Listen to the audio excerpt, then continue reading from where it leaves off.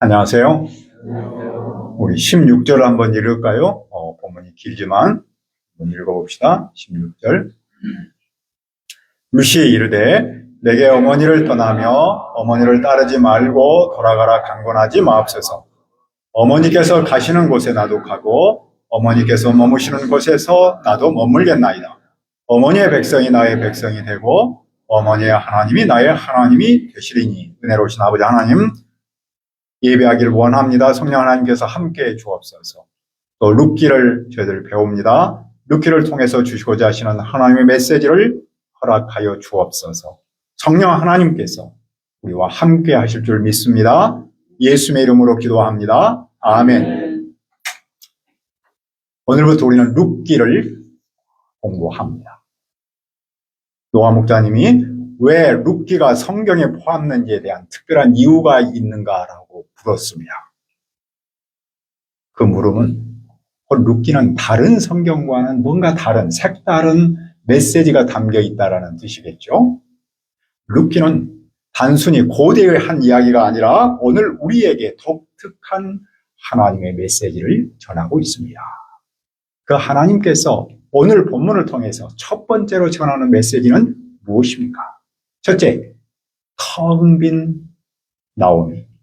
1절을 보십시오. 사사들이 치리하던 때 그 땅에 흉년이 드니라. 유다 베들레헴의 한 사람이 그의 아내와 두 아들을 데리고 모압 지방에 가서 거류하였는데, 룻기는 사사들이 이스라엘을 다스리는 때로부터 시작합니다. 사사 시대는 여호수아가 죽고 사울 왕이 될 때까지 약 330년의 기간이었습니다. 그때 유다 베들레헴 땅에 흉년이 들었습니다. 베들레헴이라는 말은 빵집이라는 뜻이에요. 근데 그 빵집에 빵이 없었다는 겁니다.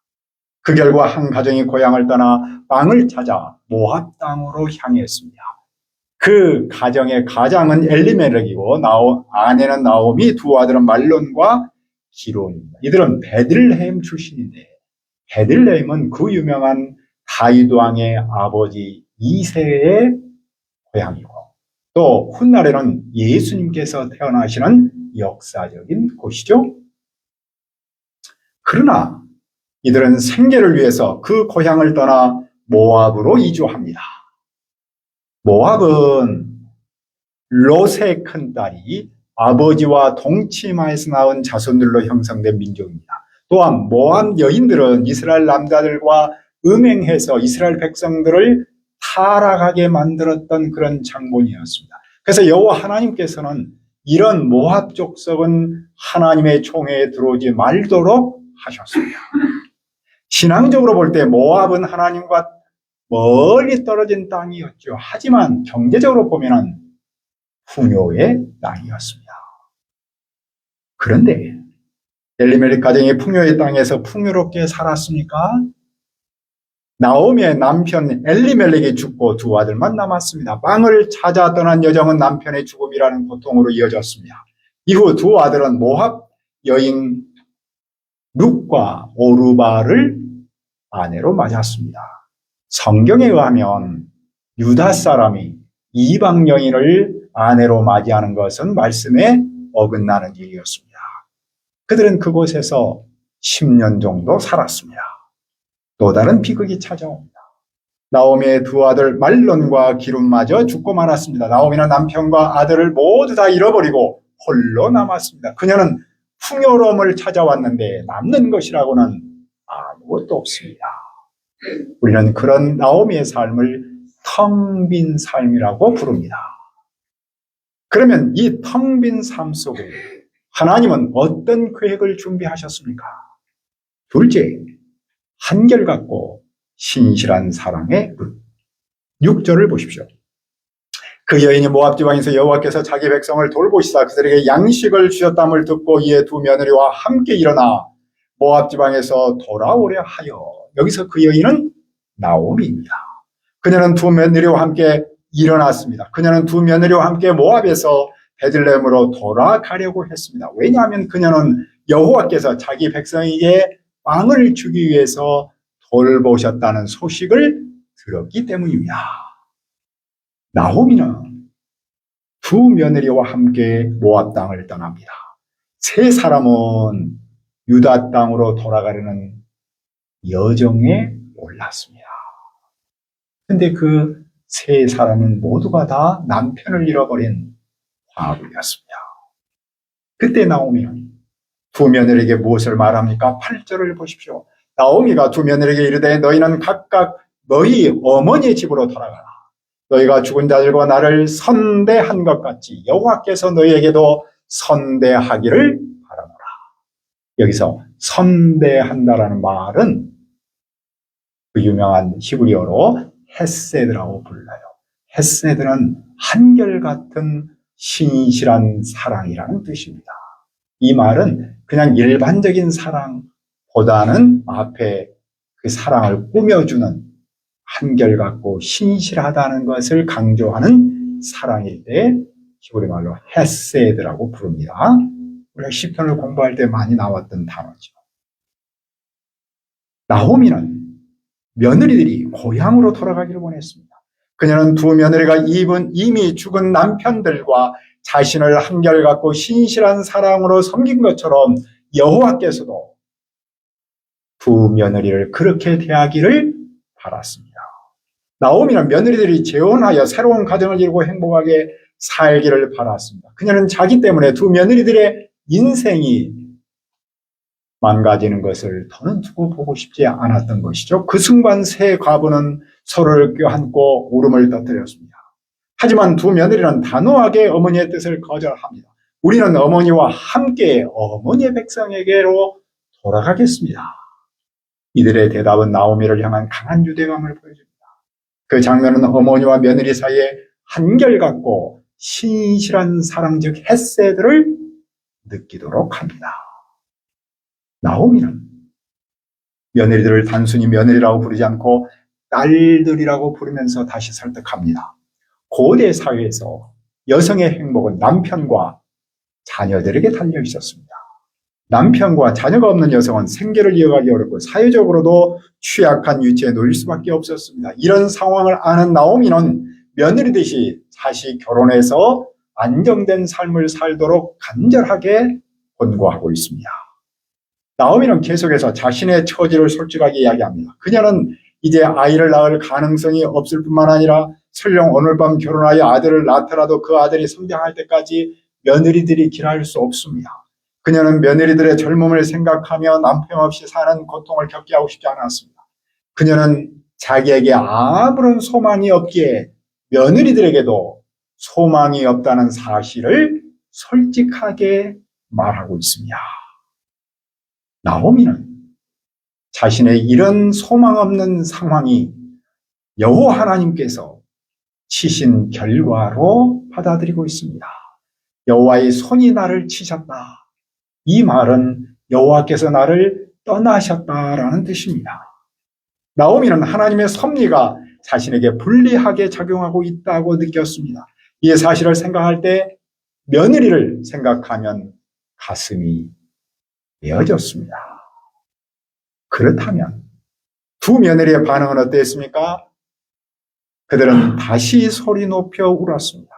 오르바는 시어머니에게 작별의 입맞춤을 하고 고향으로 돌아갔습니다. 그녀는 비록 어머니를 떠났지라도 그녀의 마음에는 어머니의 한결같은 신실한 사랑이 새겨져 있었습니다. 그러면 룻은 어떻게 합니까? 그녀의 반응은 전혀 달랐죠. 뜻밖에도 나오미를 떠나지 않고 붙조찼습니다. 붙조찼다라는 말은 달라붙었다라는 뜻입니다. 그것은 충실히 대하며 헌신한다. 바로 한결같고 신실한 사랑으로 대했다라는 뜻입니다. 룻은 나오미를 한결같고 신실한 사랑으로 대하면서 떠나지 않겠다는 의지를 보였습니다. 그런데도 나오미는 룻을 어떻게 설득합니까? 그녀는 15절에서 이렇게 말합니다. 네 동서는 그의 백성과 그의 신들에게로 돌아갔으니 너도 동서를 따라가라. 여기서 말하는 신은 모압 사람이 섬기는 신인데 그 모스라고 부릅니다. 그 모스를 섬기는 사람들은 사람을 제물로 바쳤습니다. 고약한 신이죠. 오르바는 민족의 정체성과 종교적 정체성을 따랐습니다. 나오미는 룻도 그 동서와 같이 행동하기를 바랐습니다. 이제 룻은 중요한 선택의 갈림길에 섰습니다. 룻은 무엇을 선택합니까? 16절을 다시 한번 읽읍시다. 시작. 룻이 이르되 내게 어머니를 떠나며 어머니를 따르지 말고 돌아가라 강권하지 마옵소서. 어머니께서 가시는 곳에 나도 가고 어머니께서 머무시는 곳에서 나도 머물겠나이다. 어머니의 백성이 나의 백성이 되고 어머니의 하나님이 나의 하나님이 되시리니. 룻은 어머니를 떠나며 돌아가라고 말하지 말도록 탄원합니다. 그녀에게 돌아가라는 말은 곧 어머니를 떠나라는 말로 들렸습니다. 남편과 두 아들 모두를 잃은 나오미를 떠나는 것은 그녀를 완전히 홀로 두는 일입니다. 그래서 룻은 이를 받아들일 수 없었습니다. 룻은 오히려 자기 민족과 자기 신앙을 버리며 나오미와의 연합을 선택했습니다. 왜 룻은 이런 결정을 내렸습니까? 왜냐하면 그녀는 어머니가 가는 곳이면 어디든지 가고 어머니가 머무는 곳이면 어디든지 머물고자 했기 때문입니다. 어머니의 백성이 나의 백성이 되고 어머니의 하나님이 나의 하나님이기 때문입니다. 그녀는 어떤 상황에서도 어머니와 함께합니다. 그녀는 어머니와 떨어질 수 없는 한 몸입니다. 특별히 어머니의 신앙과 그녀의 신앙이 하나입니다. 어머니의 하나님이 나의 하나님이죠. 하지만 나오미는 여호와의 손이 나를 치셨다라고 고백했죠. 즉 당신의 하나님이 나의 하나님이라고 고백했는데 그 당신의 하나님, 나오미의 하나님이 어떤 분입니까? 나오미를 치신 하나님이죠. 겉으로 보면 나오미의 하나님은 범사에 잘되게 하신 분은 아니셨습니다. 나오미의 하나님은 살아보겠다고 몸부림치는 한 여인에게 희망이라고는 조금도 남겨지 않고 텅 빈 삶을 주셨잖아요. 룻은 그 모습을 아주 가까이에서 보았고 실제로 삶의 현장에서 직접 체험까지 했습니다. 그런데도 룻은 그 하나님을 자기의 하나님으로 고백합니다. 그녀는 자기 민족의 신을 버리고 어머니의 신을 자기 신으로 고백합니다. 이것은 단순한 동정이나 감정이 아니라 하나님에 대한 깊은 신뢰와 헌신을 보여주고 있죠. 어떻게 룻의 신앙 고백은 삶으로 나타납니까? 17절에서 그녀는 이렇게 말했습니다. 어머니께서 죽으시는 곳에서 나도 죽어 거기 묻힐 것이라.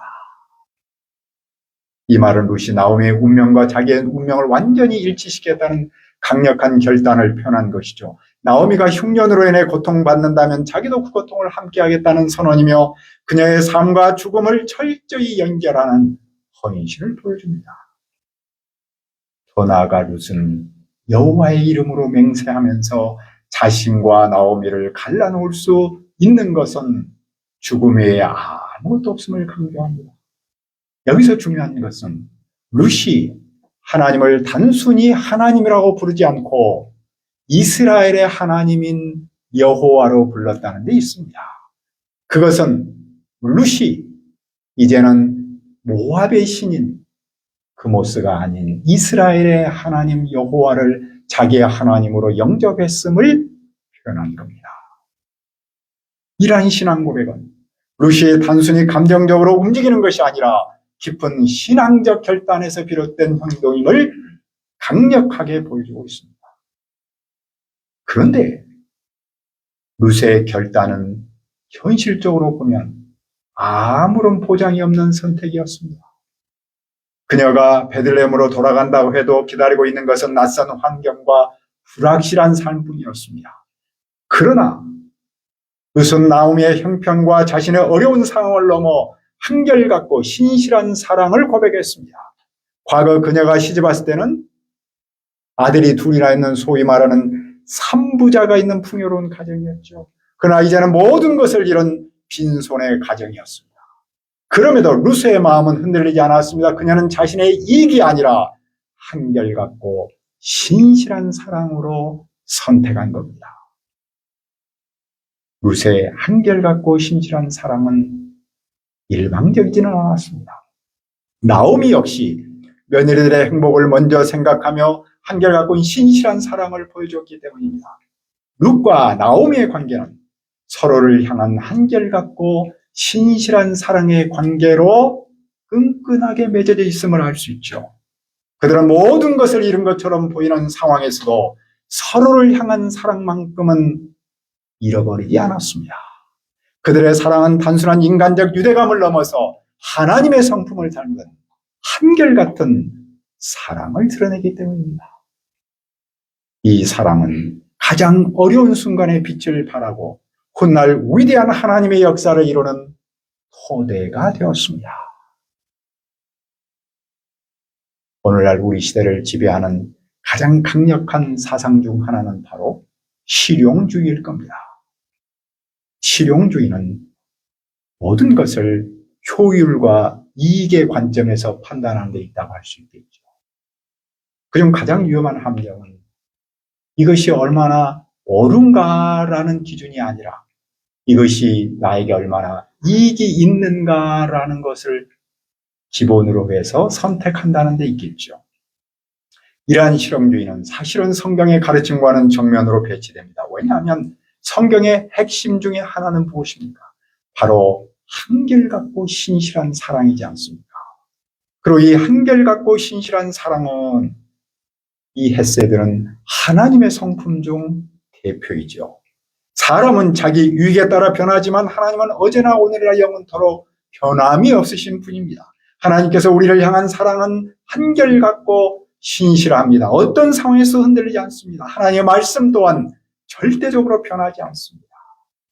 하나님은 따라서 한결같고 신실한 사람을 여전히 찾고 당신의 구속사에게 귀하게 쓰십니다. 한결같고 신실한 사랑을 고백한 룻 앞에서 어떻게 나오미는 반응했습니까? 나오미는 룻을 3번 설득했습니다. 하지만 나오미는 룻이 굳게 결심한 것을 보고 더는 설득할 수 없음을 알았습니다. 그녀의 결단은 감정적 충동이 아니었죠. 그것은 하나님의 백성과 하나님의 신앙을 선택한 강력한 신앙적 결단이었기 때문입니다. 결국 두 사람은 함께 베들레헴으로 돌아갔습니다. 4사람이 떠났던 그 집안이 이제는 2사람만 돌아왔습니다. 하지만 그들의 발걸음 속에는 하나님의 구속의 놀라운 일을 시작하는 심오한 뜻이 담겨져 있습니다. 오늘 우리가 룻기를 시작하면서 만나는 하나님의 색다른 메시지는 무엇입니까? 그것은 텅 빈 삶 속에 한결같은 신실한 사랑이 담겨 있다는 겁니다. 룻이 보여준 한결같고 신실한 사랑은 단순히 과거의 이야기가 아닙니다. 오늘날 우리가 모두 본받아야 할 믿음의 본입니다. 한결같고 신실한 사랑이 빛난 이유는 그것이 실용주의를 뛰어넘는 헌신이기 때문입니다. 실용주의는 우리의 삶에서 많은 유혹을 제공합니다. 때로는 특히 거북한 사상이지만 현실에서는 매우 매력적으로 다가옵니다. 반면 한결같고 신실한 사랑은 말로 들을 때는 너무나 아름다운 말이지만 실제 삶에서는 크고 작은 아픔과 희생을 요구합니다. 그러나 한결같고 신실한 사랑은 단순히 우리의 노력이 아니라 예수 그리스도를 믿는 사람에게 주어지는 은혜의 열매입니다. 우리가 예수를 믿고 따를 때 그분의 한결같고 신실한 사랑은 우리의 삶을 통해서 드러납니다. 하나님은 오늘도 여전히 한결같고 신실한 사랑의 사람을 찾고 계십니다. 그러므로 우리가 실용주의를 뛰어넘어 한결같고 신실한 사랑의 사람으로 자라기를 기도합니다. 그리고 우리의 삶을 통해서 하나님의 한결같고 신실한 사랑이 캠퍼스와 이웃에게 증거되기를 바랍니다. 은혜로우신 아버지 하나님, 오늘 룻기 말씀을 시작하면서 참으로 텅 빈 삶 속에 나타난 한결같고 신실한 사랑의 메시지를 듣습니다. 주님, 예수 그리스도를 믿는 사람들에게 주시는 이 은혜의 열매를 잘 믿고 한결같고 신실한 사랑의 사람으로 자라도록 도와주옵소서. 우리의 삶을 통해서 하나님의 한결같고 신실한 사랑이 캠퍼스와 이웃에 전파되도록 도와주시옵소서. 감사하고 예수님의 이름으로 기도합니다. 아멘.